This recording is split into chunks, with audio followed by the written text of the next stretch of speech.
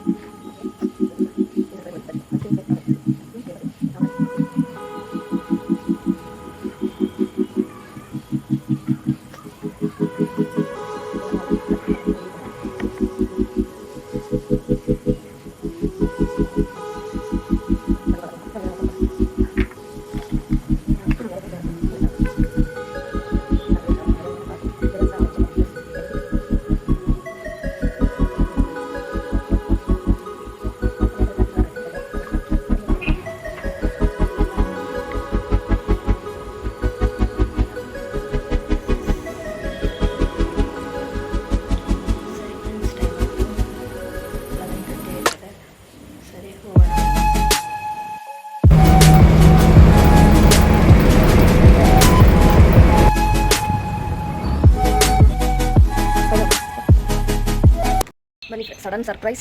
ಇವ್ರ ಮನೆಗೆ ಹೋಗ್ತಾ ಇದೀವಿ. ತಡಿ, ಅವ್ರ ಮನೆ ಇದು ಒಂದು ಗೇಮ್ ಅಂತ ಹೇಳಿದಲ್ಲ, ತೋರ್ಸಲ್ಲ. ನೆಕ್ಸ್ಟ್ ಕಂಟಿನ್ಯೂ ಮಾಡ್ತೀನಿ. Bye friends. ಬನ್ನಿ, ಈಗ ನಾನು ಬುಕ್ಕಲ್ಲಿ ಯಾವ ಗೇಮ್ಸ್ ಮತ್ತು heroes name and movies name ಅವ್ರು ನನಗೆ ಗೆಸ್ ಮಾಡಬೇಕು ಯಾವುದು ಅಂತ. ಸೊ ಇವಾಗ ಗೊತ್ತಿಲ್ಲ ನಾನು ಯಾರು ಬರ್ತಿದ್ದೀನಿ ಅಂತ ನಾನು ಕಲಿಸ್ಕೊಂಡು.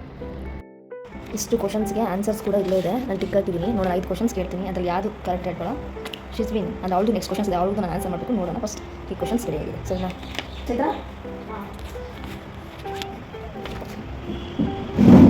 ಏನು ಕ್ವಶನ್ ರೆಡಿ ಮಾಡ್ತೀರಾ? ನೋಡ್ಬಾರ್ದು, ಈ ಕ್ವಶನ್ ಅವಳಷ್ಟೇ, ಅದು ಅವರು ಕಾರಣ. ಸರಿ, ನನ್ನ hero name, favourite hero name. ಅದೇ ಕ್ವಶನ್ ಎಷ್ಟು ಕ್ವಶನ್ಸ್? 5 ಕ್ವಶನ್ಸ್. ಆ 5 ಕ್ವಶನ್ಸಲ್ಲಿ 3 ಅದು ಕರೆಕ್ಟ್. ಆಪ್ಷನ್ಸ್ ಕೊಡ್ತೀಯಾ? ಆಪ್ಷನ್ಸ್ ಇಲ್ಲ, 5 ಅಷ್ಟೇ ಅಲ್ಲ. ಹೀರೋ ನೇಮ್ ಗೆಸ್ ಮಾಡು. ಹಳೆ ಹೀರೋನ ಹೊಸ ಹೀರೋ? ಅವನಂತರ ಎಲ್ಲರೂ ಇದ್ದಾರೆ. Middle middle Prajwal Devaraj. ಕರೆಕ್ಟಾಗಿರಲಿ, 1 ಮಾರ್ಕ್ಸ್. ಗೆಸ್ ಮಾಡಿ. ಹೌದಾ? Movie name?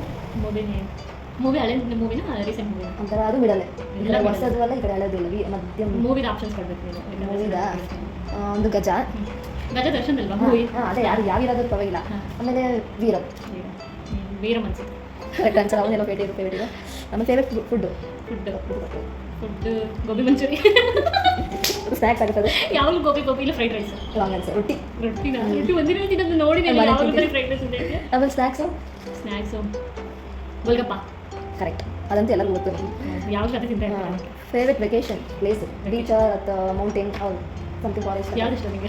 ನನಗೆ ನಾನು ಕ್ವಶನ್ಸ್ ಕೇಳ್ತೇನೆ. ನೀನು ಹೇಳಿ ಯಾವುದು ಇಷ್ಟ? ನನಗೆ ಯಾರು ಇಷ್ಟ ಇಲ್ಲ.